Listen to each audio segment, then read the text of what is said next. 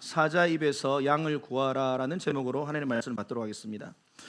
우리 지난주는 추수감사주일이었고 지지난주 요한복음 말씀을 통해서 예수님은 우리의 선한 목자가 되신다, 다시 말하면 예수님은 우리의 좋은 목자가 되신다라는 말씀을 우리가 배웠습니다. 우리 예수님은 여러분의 좋은 목자가 되십니다. 아멘. 이 말씀이 얼마나 위로가 되는지 몰라요. 우리를 푸른 추정과 맑은 시냇물로 인도하시고 때로는 우리를 견책하시고 또 우리를 바른 길로 인도하시는 참 좋은 목자가 되십니다. 할렐루야. 그래서 그 주님은 내 이름을 아시고 그리고 내 상황과 내 형편과 내 마음의 상태까지도 아시며 우리를 위로하시는 좋으신 분이십니다. 할렐루야. 그래서 그분은 우리에게 가장 좋은 영생도 선물해 주시고 그리고 무엇보다도 플러스 풍성한 삶까지도 우리를 위해서 선물해 주신 줄 믿습니다. 그래서 우리 선한 목자 되신 주님을 잘 따라가시는 우리 모든 미라클교회 성도님들 되시기를 바랍니다. 그리고 이제 오늘 본문으로 이어져 와서요, 계속해서 본문은 무엇을 이야기하는가? 이 선한 목자 되신 예수님께서요, 소원이 하나 있대요. 뭐라고요? 소원. 여러분들도 소원 있죠? 우리 선한 목자 되신 예수님도 간절한 소원이 하나 있는데 그게 바로 요한복음 10장 16절 말씀입니다. 같이 읽겠습니다. 시작. 또 이 우리에 들지 아니한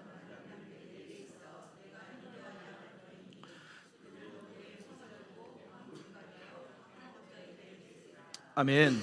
선한 목자 되신 우리 주님께서는요, 우리 안에 있는 양들도 사랑하시고 인도하시지만 우리 밖에 있는 양들도 사랑하시고 그 양들도 우리 안으로 인도하기를 원하시는 줄을 믿습니다. 이게 우리 선한 목자 되신 예수 그리스도의 마음입니다. 우리 안에 들지 아니한 다른 양들이 내게 있다. 그래서 그 양들도 내가 우리 안으로 인도해야 할 것이다. 그래서 그 양들이 한 무리가 되어서 한 목자에게 그 안에 있기를 내가 바란다 라고 말씀을 하시는 겁니다. 그런데 이 영어 성경을 보면요, I must라는 예수 그리스도의 강력한 의지가 나옵니다. 여러분, must가 무슨 뜻인가 아시죠? must가 무슨 뜻입니까? 우리 학창시절에 다 배웠잖아요. must 무슨 뜻입니까?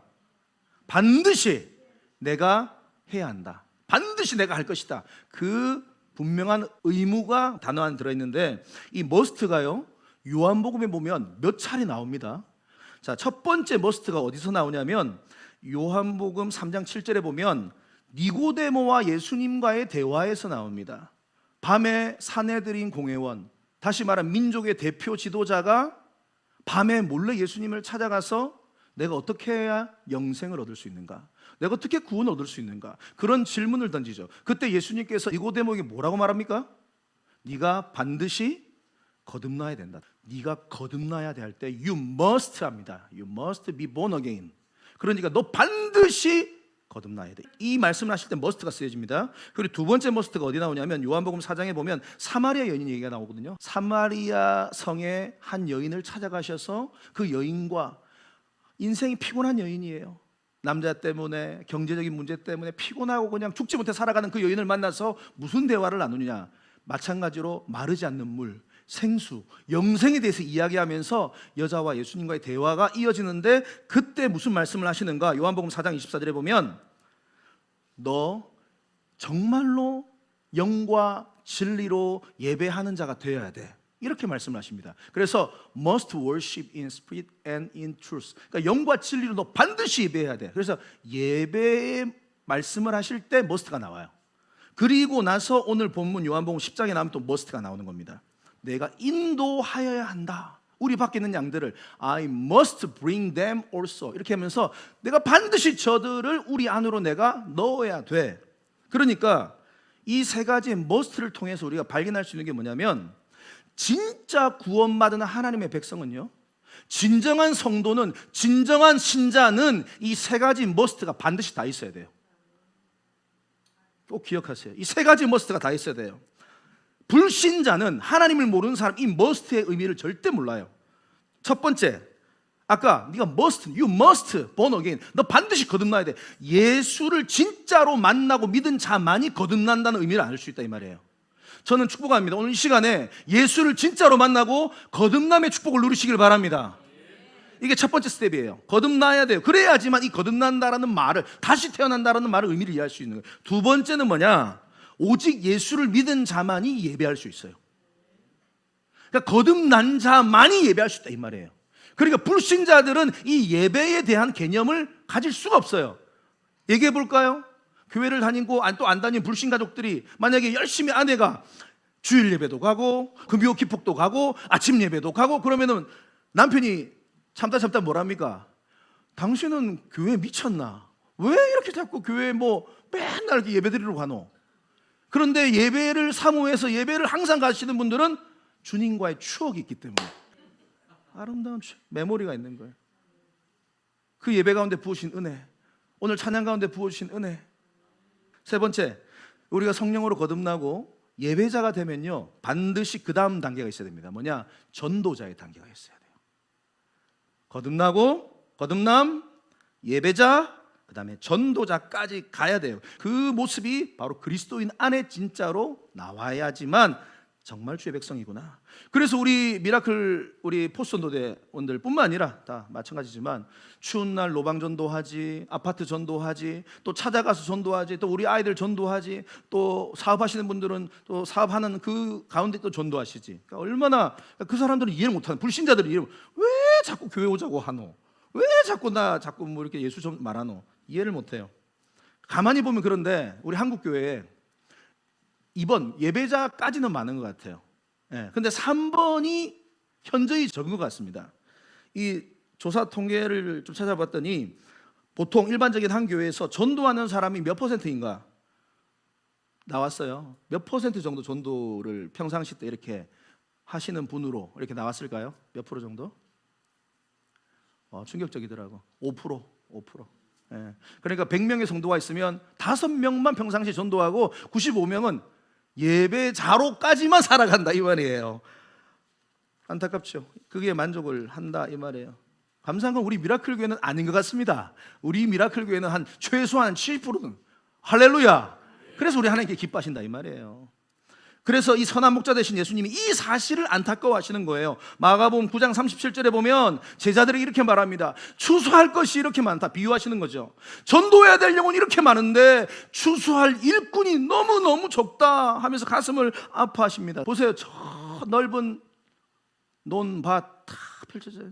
저 벼베기 해보신 분 한번 손들어 보세요. 벼베기 아주 너무 젊은 사람이 좀 들면 좀 이상하니까 이제 그런 약간 좀 저거 어마어마하잖아요. 몇백 명, 몇천 명 되잖아요. 저거 만약에 혼자 다 벤다 허리 나갑니까? 안 나갑니까? 허리 나간다고요. 무릎 나가고 손목 나갑니다. 저도 군대에서 비슷한 거 많이 해봤기 때문에. 근데 일꾼이 많으면 어떻습니까? 쫙 일렬로 서가지고 쫙 하면서 그죠? 기계처럼 막 해가지고 주님 그거 원하시는 마음이에요. 그런데 오늘 말씀으로 이제 가져오면 우리 밖에 양들이 너무 많은데 우리 안으로 인도할 목동들이 너무 적구나. 그 마음을 지금 주님께서 한탄하고 있는 겁니다. 그래서요 진정한 예배자는요 예배 가운데 주님이 은혜를 주세요. 마음에 감동을 주세요. 다시 심장이 뛰게 한다 이 말이에요. 그러면 그 마음을 가지고 머무르면 안 돼요. 그거를 흘려보내야 될 줄 믿습니다. 그런데 그렇게 예배만 드리시는 분들, 그런 분들의 특징이 뭐냐면 늘 예배를 평가합니다. 오늘 찬양이 어떻더라. 야, 그 마지막 곡 그건 좀 아닌 것 같아. 그 멘트 조금 아니었던 것 같아. 맨날 예배 평가하고 있어요. 자세히 보세요. 전도자까지 못 가신 분들은 항상 예배를 평가합니다. 야, 날 좀 더 만족시켜봐. 더 감동적인 설교로, 좀 더 새롭고 신선한 설교로, 아름다운 찬양으로. 그러다가 성이 안 차. 그럼 어떻게 하냐? 교회 쇼핑을 다닙니다. 이제 오늘은 이 교회, 내일은 저 교회. 여러분들 그렇게 하지 마시기를 바랍니다. 우리 주님 제일 싫어요. 물론 우리가 말씀을 배우고 공부하고 사모하는 거 중요합니다. 디모데전서 3장 16절 17절에 보면 모든 성경은 하나님의 감동으로 된 것으로 교훈과 책망과 바르게 함과 의로 교육하기 유익하다. 하나님의 사람을 우리를 온전하게 만든다. 참 귀하죠. 성경을 우리 알아야 됩니다. 배워야 됩니다. 그런데 여러분 이거 아셔야 돼요. 디모데후서 이 3장 16절 17절이 끝이거든요. 그리고 4장으로 넘어가면 무슨 말이 나오는 거 이거 잘 몰라요. 4장 1절과 2절에 보면 너는 말씀을 전파하라 이렇게 나와 있어요. 그러니까 말씀에 대한 강조점 플러스 진짜로 우리가 예배 성공자가 되면요, 반드시 복음 전도자로 나가야 됨을 믿습니다. 말씀을 전하라. 때를 얻든지 못 얻든지. 상황이 힘들고 지금 내가 시간이 없고 내 몸이 이렇고, 아니요, 못 얻어도 하나님께서 만나게 해주는 사람들이 항상 있더라고. 그 사람이 그냥 툭 던지는 거예요. 우리 미라클교회 너무 좋아요. 우리 미라클교회 목사님 너무 좋아요. 아멘도 안 하고 눈빛도 이상하고 우리 미라클교회 성도님들, 우리 미라클교회 미루스 찬양팀 너무 좋아요. 우리 드럼 얼마나 멋있는지 몰라요. 우리 일렉 너무너무 멋져요. 한 번만 와서 예배 드려보세요. 뿅 갑니다. 뿅 갑니다. 이렇게 더 이렇게 좀 오버하시길 바랍니다. 항상 뭐라고 보면 힘쓰라라고 나왔잖아요. always 힘쓰라고 나와요. 힘쓰라는 우리가 애를 써야 된다 이 말이에요. 말 그대로예요. 설렁설렁하면 안 된다 이 말이에요.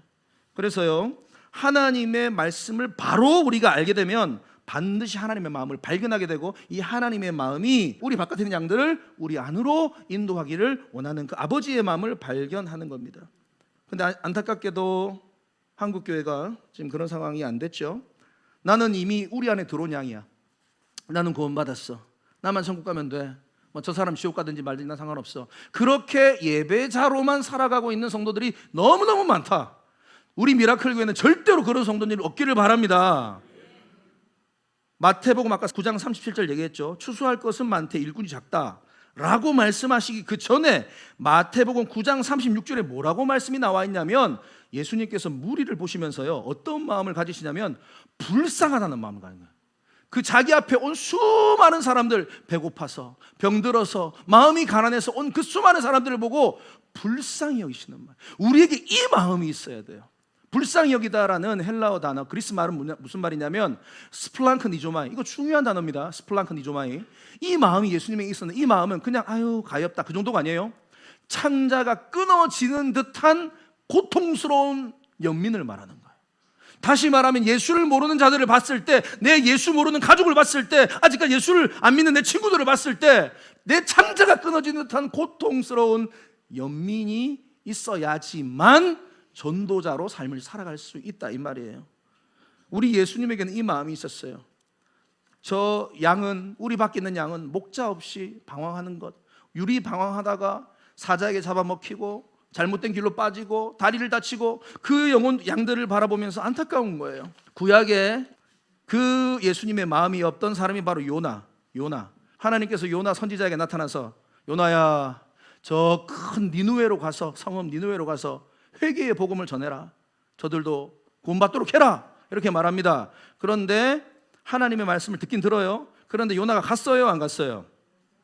안 갔어요. 가기 싫어요. 왜? 니느웨라는 도시는 자기 민족의 원수입니다. 북이스라엘을 침공하고 무너뜨린 아수르의 수도가 니느웨입니다.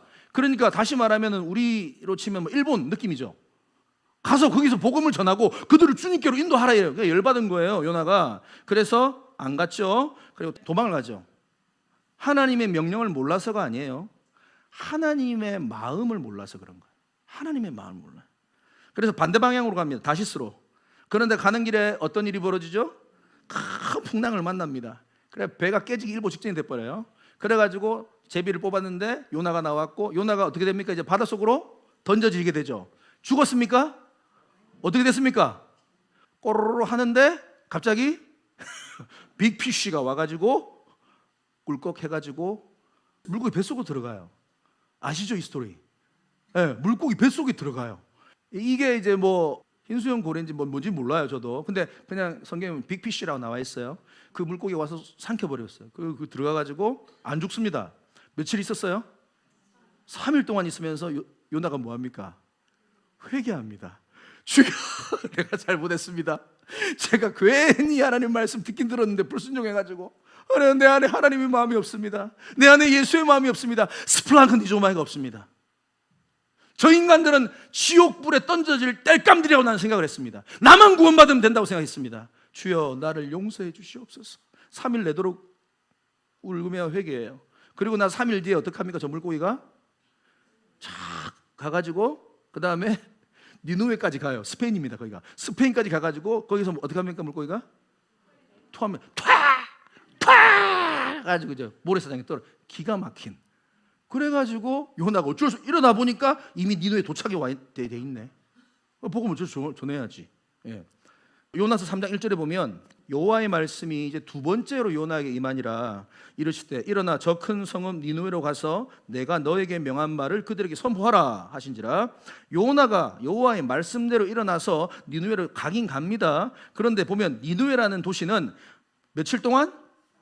사흘 동안, 사흘은 3일을 말합니다. 3일 동안 걸을 만큼 하나님 앞에서 큰 성읍이더라. 그런데 4절에 보면 요나가 이 성읍에 들어가서 며칠 동안? 하루 동안만 다닙니다. 하루 동안만 다니 외치르되 40일이 지나면 니누에가 무너지리라. 고만 말합니다. 자, 이 상황이 묘한 상황이 된 거죠. 지금 순종하기는 합니다. 외치기는 외쳐요. 니누에 땅을 돌기는 돌아요. 그런데 며칠을 돌아야지 다 돌 수 있는 거리라고요? 3일. 그런데 며칠 돌았다고요? 그럼 어떻게 돌았을까요? 이제 이거는 이제 상상을 하시는 거예요. 3분의 1만 돌았든지 다 돌긴 돌았는데 엄청나게 빨리 돌아다니면서 대충 말했든지 멸망한다, 멸망한다. 뭐라고? 이렇게 이게 아주 대충 후딱후딱 이렇게 했을 수 있겠죠. 진정성이 하나도 없어요. 왜? 그의 마음엔 얘네들이 다 죽어야 돼. 나의 원수니까, 나를 괴롭혔으니까 이 인간들 다 쓸어버리세요 주님. 그 마음이 있었거든. 불로 심판해 주세요. 그런데 놀라운 일이 벌어집니다. 요나서 3장 5절 말씀. 그렇게 대충 전했는데 어설프게 전해 니누에 사람들이 다 회개해 버립니다.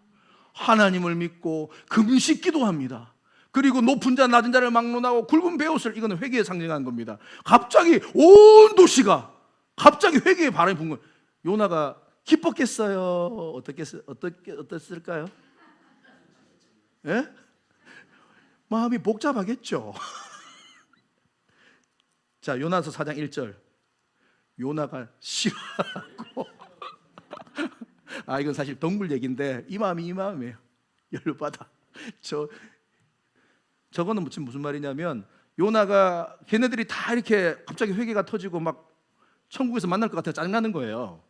그러니까 이제 덩굴에 다 앉아. 사실은 이제 저 언덕 위로 올라가가지고 딱 앉아가지고 그 덩굴이 이렇게 자랍니다. 덩굴이 자라서 그 덩굴 밑에 그림자 밑에서 좀 쉬면서 빨리 불이 떨어지길 간절히 기도하고 있었죠. 예. 근데 불이 안 떨어지고 얘네들이 회개를 해버려. 그러니까 참이 좀 시원하다가 짜증나야 하는데 햇볕이 떠가지고 어떻게 합니까? 잎을 다 태워버려요. 그러니까 안 그래도 지금 짜증나는데 머리까지 더 열받는 거야. 예. 그래서 다음 사진 한번 보여주세요. 지금 요나가 최악입니다. 지금 기분이. 지금 안 그래도 쟤네들이 구원받아서 천국에 만날 것 같은데 지금 요거 좀 그늘도 없어지고. 그래가지고 요나가 어떻게 보면 성경에서 최초로 자살을 시도했던 선교사다 이렇게 볼 수 있습니다. 하나님 앞에 죽여달라고 자꾸 때렸습니다. 그냥 나 죽여라. 나 이렇게 자꾸 살기 힘들다. 나 마음도 너무 불편하다. 왜 내한테 이런 걸 시켜가지고. 그러니까 하나님이 요나에게 뭐라고 말하냐면 제가 하나님이었으면 요나를 바로 죽였을 것 같아요. 도저히 얘는 안 되겠다. 니는 여기까지다. 내가 아무리 봐도 니는 더 이상 못 고쳐 쓰겠다 내가. 그런데 하나님이 요나서 4장 10절에 보면 여호와께서 이르시되 네가 수고도 아니하였고 재배도 아니하였고 하룻밤에 났다가 하룻밤에 말라버린 이 박농쿨을 네가 아꼈거든.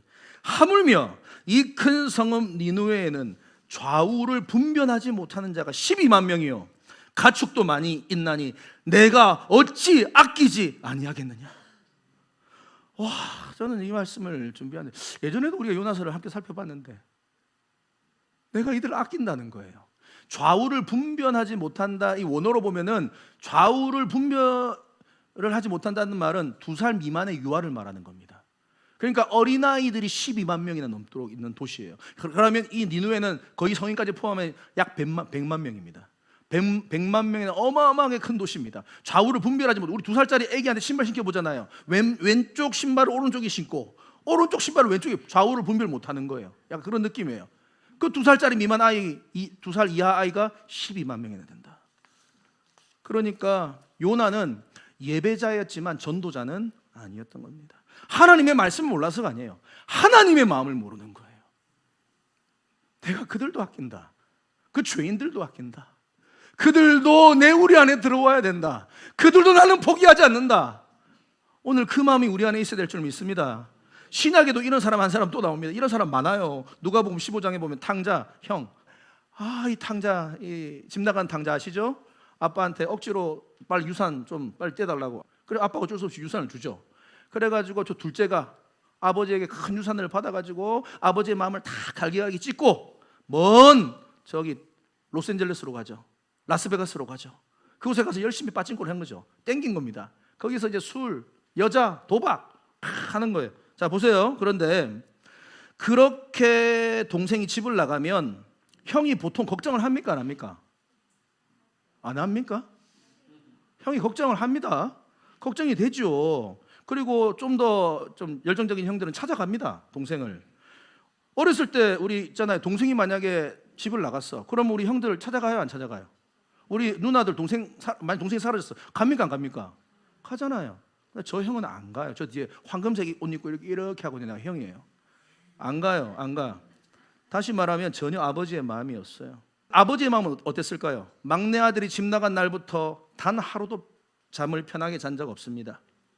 날마다 가장 높은 언덕 위에 올라가서 행여나 막내가 언제 오는가 기다리고 또 기다리고 해 떨어지면 다시 집에 들어오고 다시 그 다음날 아침에 새벽같이 올라가 또 기다리고 아들을 기다려요. 그런데 저 멀리서 이제 다 찢기고 상처난 모습으로 막내가 돌아옵니다. 그럼 아버지는 버선발로 신발이 다 벗겨지고 그냥 버선발로 달려나가가지고 아들을 확 껴안습니다. 그리고 뭐라고 했을까요? 고맙다. 네가 돌아와줘서 고맙다. 그러면서 펑펑 울었겠죠. 분명히 형이요 한 번이라도 아버지의 마음을 알았더라면 아버지가 이렇게 매일 올라가서 아들 기다리는데 아버지 좀 걱정 많이 하시는 것 같은데 제가 아버지 대신해서 한번 동생 찾아볼까 이런 말을 하는 게 맞아요 안 맞아요? 근데 형은 절대로 그런 말 안 해요. 형은 평상시 때 보통 어떠한 마음으로 살았냐면 아버지 재산 가지고 날라간 놈, 도망간 놈.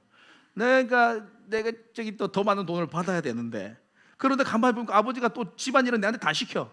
그러니까 맨날 집안일 하면서 집 나간 동생이 이 집안일도 안 하고 아버지 속마음이 열받아가지고 동생을 미워하는 거예요. 이기적인 마음만 가득한 거예요. 아버지의 마음을 몰랐어요. 여러분 이 마음으로 혹시 우리가 전도를 안 하진 않습니까? 나만 집안에 있으면 되지. 그런데 마지막으로 한 사람 아버지의 심정으로 목자로서 양들을 지켰던 사람이 바로 다윗이라는 인물입니다. 그 다윗이 사울왕과 대화하면서 내가 어떻게 목자로 살았는가 그 얘기를 합니다. 사무엘상 17장 34절에 보면 다윗이 사울에게 말하되 내가 주의 종이 아버지 양을 지킬 때에 내가 사자나 곰이 와서 양떼에게서 새끼를 물어가면 내가 어떻게 했다고요? 따라가서 그것을 치고 그 입에서 새끼를 건져내었고 그것이 일어나 나를 해하고자 하면 내가 그 수염을 잡고 그 사자와 곰을 쳐 죽였습니다. 다시 말하면 사자와 곰이 갑자기 그 자기 양떼를 물어가요. 그러면은 어떡하노? 어쩔 수 없지 뭐 다른 양들이 있으니까 괜찮아 잘 가 이렇게 했다고요? 아니죠. 어떻게 했다고요? 바로 따라가가지고 사자를 잡아가지고 어떻게 했다고요? 이놈아 입 벌려 이 자식아 해가지고 그 사자 입에서 새끼를 건져내었대요. 수염을 잡고 또 곰을 때려가지고 목숨을 건 거죠. 그때 다윗의 나이는 15세에서 16세 정도입니다. 그런데 어떻게 이게 가능했을까요? 어떻게 그 입에서 양을 구해왔을까요? 양을 한 마리 그냥 짐승 재산으로 본 게 아니라 그 양을 내 새끼라고 본 거예요. 내 자녀라고 본 거예요. 그 마음이 다윗에게 있었고 하나님의 마음에 합한 자가 된 거예요. 한 영혼을 바라볼 때, 한 사람을 바라볼 때, 그 바깥에서 방황하고 있는 사람을 바라볼 때 그 마음이 다윗에게는 있었다라는 겁니다. 예를 들어서 우리가 제 가정이 우리 가족이 동물원에 이렇게 동물을 보러 갔어요. 이렇게 동물을 보고 있는데 갑자기 사자가 우리에 뛰어나와가지고 우리 막내 예희를 탁 잡아가지고 갑자기 우리 안에 들어갔다. 그럼 제가 어떻게 할 것 같아요? 어떡하노? 예희야. 아니야. 그래 2명 있으니까. 예희야, 천국에서 만나자. 이렇게 할까요? 내가? 어떻게 할 것 같아요? 바로 뛰어 들어가야지. 그래가지고 뭐 사자고 곰이고 뭐고 간에 가가지고 잡아가지고 어떻게 됩니까? 눈을 찌르고 막 해야 될 거 아닙니까? 왜요? 내 새끼니까, 내 자식이니까 계산하지 않는다 이 말이에요. 이게 주님의 마음이에요. 그 마음으로 저와 여러분들이 구원받은 줄 믿습니다. 그 마음으로 저와 여러분들을 지금 부르시고 계시는 거예요. 지금도 내가 죽을 수도 있어, 내가 구하다 죽을 수 있어. 하지만 그 생각하지 않아요. 미국의 올랜도에 보니까 진짜 실제 이 일이 있었더라고. 악어가 자기 3살짜리 아들을 물어간 거예요. 근데 그 부모가 물속에 뛰어들어가가지고 악어 입을 벌려가지고 자기도 거의 죽을 뻔했어요. 근데 물리고. 근데 그 아들을 구해냈던 그 스토리가 그 미국에 있더라고. 올랜도에 보니까. 와, 대단해. 여러분, 이게 아버지의 마음이고 선한 목자의 마음인 줄 믿습니다. 로마서 10장 14절에 보면, 그래서 전파하는 자가 없이 어찌 듣겠느냐. 지금 우리가 말을 해야 된다 이 말이에요. 에스겔 33장에 보면 우리를 파수꾼으로 부르고 있어요. 파수꾼이 뭐예요? 전쟁이 벌어지기 전에 성 높은 데 올라가가지고 저 멀리서 적군이 오는 거 하는 걸 보는 거예요. 그 파수꾼으로 우리를 부르셨어요. 그리고 너는 내 입의 말을 듣고 나를 대신하여 그들에게 경고할지어다. 파수꾼의 사명은 뭔지 아세요? 딱 지키고 있다가 뭔가 위협이 온다, 어려움이 온다, 그러면 외치는 거예요. 적군이 몰려온다, 준비해라, 지금 우리 무장해야 된다. 파수꾼 역할이 바로 그거예요. 주님은 우리를 파수꾼으로 부르셨어요. 경고해야 될 사명이 있다 이 말이에요. 실제로 이 말을 듣고 믿든지 아니 듣든지는 그들의 문제지만 외치는 건 파수꾼의 사명이다. 그러니까 저와 여러분들의 사명이 외치는 거예요. 지금 앞에 양들에게 앞에 절벽이 있어, 지옥길로 가고 있어, 멸망길로 가고 있어, 빨리 돌이켜 나와. 여러분, 외치는 것이 우리의 사명인 줄 믿습니다. 안 들으면 어쩔 수 없지만 우리가 말하는 건 우리의 사명이에요. 그래서 앞에 계단 있잖아요. Watch out 이렇게 말하잖아요. 영어로 보면은 조심해라 이런 말 할 때 Watch out 이렇게 하거든요. 조심해, 넘어진다 이 말이거든요. 그 말을 우리가 해줘야 된다 이 말이에요.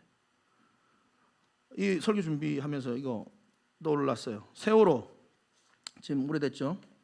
한국 사회를 너무나 비탄에 빠뜨린 사건, 세월호. 그렇게 세월이 많이 흘렀는데 지금도 생각하면 가슴이 아파요. 침몰 사건. 아직도 진상이 규명이 안 됐어요. 근데 제가 이걸 왜 가져왔냐 보면 이게 참 안타까운 스토리가 안에 있는데, 뭐냐면 배가 충격을 받고 한 번에 넘어졌어요, 아니면 서서히 넘어졌어요? 서서히 기울어지면서 넘어졌어요. 다시 말하면 아이들이 탈출할 시간이 있었다 이 말이에요. 그런데 나중에 그 배의 선원들이 재판을 받더라고요. 재판을 받는데 얘기를 쭉 하는데 너무 이제 화가 나는 부분이 뭐냐면, 아이들은 거기에 계속 있으라고 말하고 선실내에 있으라고 말하고 자기네들은 제일 빨리 나왔어. 제일 1등으로 나와가지고 자기네들은 살았어. 근데 한 사람 중에 그 선원 중에 한 사람이 이런 말을 그 재판 과정 중에 얘기하더라고. 자기가 배 밖으로 나오는데 갑자기 자기가 자기 방에 핸드폰을 두고 온 사실을 깜빡했다고 해서 다시 들어가서 핸드폰을 가지고 다시 나왔다, 이 얘기를 듣는데 제가 피가 거꾸로 솟더라고. 핸드폰은 가지고 나오면서 선실 안에 있는 아이들에게는 한마디도 하지 않았잖아요. 한마디만 외쳤으면 됐는데, 얘들아 너희들 그 선실 안에 있으면 안 돼. 갑판 위로 나와. 그러면 너희 살 수 있어. 그들이 지금 살인 미수로 재판을 그들이 받았잖아요.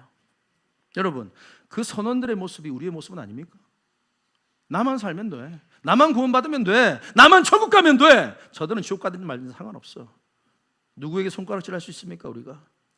사도행전 21장 8절에 보니까 빌립 집사님, 우리 교회 집사님들 계시는데요, 또 내년에도 세워질 것이고 안수 집사님도 이제 세워지는데, 빌립 집사님의 별명이 하나예요. 성경이 붙여주는 별명이에요. 전도자 빌립. 와, 이런 별명 받으시기를 바랍니다. 우리 미라클교회 많이 계신 것 같아요. 전도자 누구누구, 전도자 누구누구. 이사야서에도 주님은 이렇게 외치고 계십니다. 안타까운 심정으로. 이사야 6장 8절에 보면, 내가 누구를 보내며 누가 우리를 위해서 갈까? 내가 누구를 보낼까? 그때 내가 이르되 내가 여기 있나이다, 나를 보내소서. 이 고백을 주님 앞에 올려드리며 수많은 믿음의 선배들이 전 세계로 선교사로 나갔고, 우리 조선 안에 수많은 선교사님들이 조선으로 와서 복음을 전하고 목숨을 바쳤습니다. 몇 사람의 얘기로 마칠게요. 18세기에 존 엘리엇 선교사님, 존 엘리엇 선교사님이라고 영국에서 이제 그 당시에 이제 미국으로 이제 수많은 사람들이 이제 이주를 했잖아요. 18세기에 그때 미국에 정착하신 분이십니다. 이 존 엘리엇이. 그런데 너무 미국에 잘 살았어요. 그리고 미국도 경제적으로 호황을 누렸어요. 그런데 이 존 엘리엇이라는 분이 갑자기 기도하고 예배하는 가운데 하나님께서 그 마음에 아메리칸 인디언들을 전도해라 이 마음을 딱 주신 거예요. 인디언들 있잖아요. 인디언들 그 미국 땅에 원래 원주민들 그 인디언들을 전도하라는 마음을 주셔가지고 자기의 삶을 60년 동안 27세부터 85세까지 60년 동안 북아메리카 인디언들을 찾아다니면서 선교를 했습니다. 그러다가 마지막 순교하셨죠. 주여 내가 여기 있나이다 나를 보내소서 그 마음이 있었던 거예요. 영국에 또 위대한 선교사가 계시죠. 허드슨 테일러. 저분도 영국 분이십니다. 그런데 저분도 영국에서 잘 먹고 잘 살 수 있는데 갑자기 하나님께서 마음 주셨어요. 중국에 대한 마음 주셨어요. 그래서 중국에 선교를 하러 가야겠다. 특히 중국의 내지 선교라 그래가지고 그 작은 촌락들, 그 아주 산골 마을 사람들에게 평생을 찾아다니면서 복음을 전합니다. 그래서 중국말도 배우고 중국어로 성경도 만드시고 중국 사람들을 그렇게 목숨을 걸고 찾아다니면서 복음을 전하셨고 중국 땅에서 순교하셨습니다. 데이빗 리빙스턴, 아프리카 선교의 아버지이십니다. 저분도 28세부터 60세까지 32년 동안 아프리카에 대한 그 마음을 받아가지고 그 아프리카, 저분도 의사십니다. 근데 저분이 돌아다니면서 의료 행위를 하시고 복음을 전하시고 성경책을 편찬하시면서 아프리카에서 복음을 전하시다가 순교하십니다. 지금 제가 영상 하나만 보여드릴 건데요. 이요셉 전도사님이시라고 몇 년 전에 이분이 이제 기독교 방송에서 그 방황하는 청소년들을 찾아다니시면서 열심히 복음을 전하시는 아주 어떻게 보면 젊으신 분이세요. 그런데 얼마나 이 마음이 뜨거운가 감동적인데 우리 한번 영상 보고 오늘 말씀 마치도록 하겠습니다. 영상 한번 보시죠. 막 예수 믿어라 이런 거는 사실 들리지도 않죠. 예수님인 사람 정말 싫어요. 진짜 그냥 꼴보기 싫어. 왜 그러는지 모르겠어요. 우리가 선교지를 집계를 낼 때 5% 미만이면 이제 미전도 종족이라고 얘기를 하거든요. CCC에서 낸 통계에 의하면은 청소년들의 복음화율이 3.5%. 사실 그런 말들 많이 해요. 교회 안에 청소년들이 없다. 그런데 사실은 교회 바깥에만 가더라도 얼마든지 많이 있거든요. 딱 순간 내가 누나처럼 복도가 뒤지고 싶어. 진짜 인생은 짧고 굵은 거야. 그게 멋있는 인생이야. 아니라니까. 진짜 죽고 싶다. 내가 너를 살릴 거다. 교회로. 아 교회 가자. 교회야. 교회 가면. 야, 교회 좀 와 이제. 교회 좀 와. 왜요? 한번 와봐야지. 야, 너 살아 있었냐? 스키 봐라 이거. 만날 때마다 거의 20만원씩. 야, 우리 내년에 이제 진짜 야 눈빛이라도 교환해주고 가라 자식아. 나한테 배운 거냐? 가. 뭔가 전도사로서는 못 가는 데는 사실 많이 가보죠. 소년원은 늘 가고 있고요. 법원이나 경찰서도 뭐 항시 대기했다가 가고.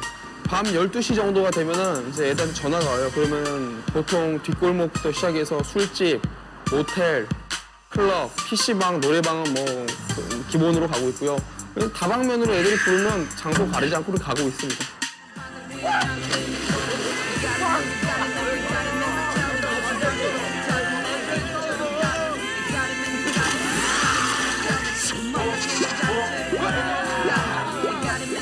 첫인상은 그러니까 딱 봤을 때는 좀 험악하게 생각을 하게 되는데 그냥 첫 마디 나누는 순간부터 좀 진짜 그냥 동네 형처럼 잘 대해주시는데 착해요. 멍청하게 착해요. 아 자기도 막 손해 보면서 막 애들한테 잘해주고 뭐 간식도 사주고 막 얘기도 들어주고 막 도와주니까 좀 저희가 보기에도 좀 답답하죠. 제가 만약 전도사님이었으면 포기했을 것 같아요. 밖에서는 장난 많이 치시는데 또 뒤에서는 또 이제 많이 챙겨주시고 걱정 많이 해주시고요. 부모님보다 잘해주세요. 솔직히 제가 그나마 어른 중에서는 전도사님 제일 믿고 따르고 있어요. 세상이란 바닥 위에 난 떠있는 구름 You got him and you got him and we got him and I tell him 쓰러질 것 같아도 매일 기적처럼 달려 You got him and you got him and we got him and I tell him 구멍난 손을 잡은 채로 끊임없이 달려 그냥 다 퍼주는 거예요. 이렇게 무한 사랑을 다 주는 거예요. 그냥 이렇게 계속 쏟아주다 보면은 아이들이 얘기를 해요. 왜 나한테 이렇게 잘해주는 거예요? 왜 나한테 이렇게 투자를 하세요? 라고 얘기를 합니다. 그럼 그때 딱 하나를 말을 합니다. 예수님께서 나를 이렇게 사랑하셨기 때문에 주님께서 나를 이렇게 사랑하셨기 때문에 내가 너를 사랑한다.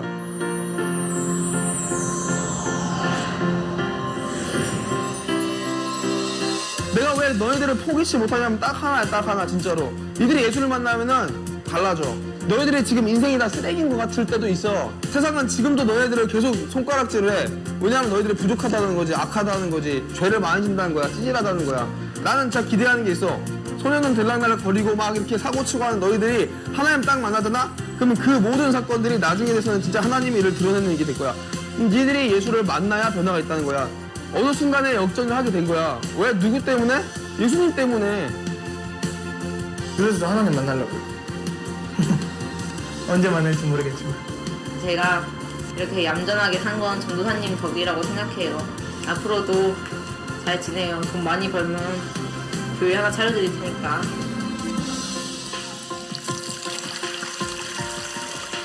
사실은 이 사역에 대해서 많은 분들이 밀 빠진 독에 물 붓기라고 얘기를 하시더라고요. 근데 사역을 해보니까 저희는 독도 없어요. 그냥 맨바닥에 계속 물을 붓는 거예요. 쏟아붓고 쏟아붓고 쏟아붓고 계속 붓다 보면은 하나님께서 잘하게 하시더라고요.